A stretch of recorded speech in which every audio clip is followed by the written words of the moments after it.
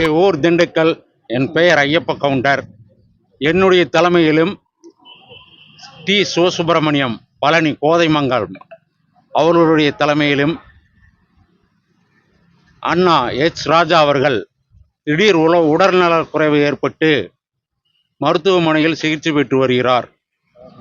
அவர் பூரண நலமடைந்து மீண்டும் களப்பணியாற்றி வர வேண்டும் என்று எங்களுடைய வேண்டுதலாக ரத்ன விநாயகர் திருக்கோவிலிலிருந்து 200 பெண்களுடன் பால்குடம் எடுத்து அன்னாரின் பேரில் அபிஷேகம் செய்து சிறப்பு ஆராதனையும் அர்ச்சனையும் செய்து அண்ணா மீண்டும் நலமுடன் பூர்ண ஆரோக்கியத்துடன் வர வேண்டும் என்று வேண்டுதல் வைத்துள்ளோம்.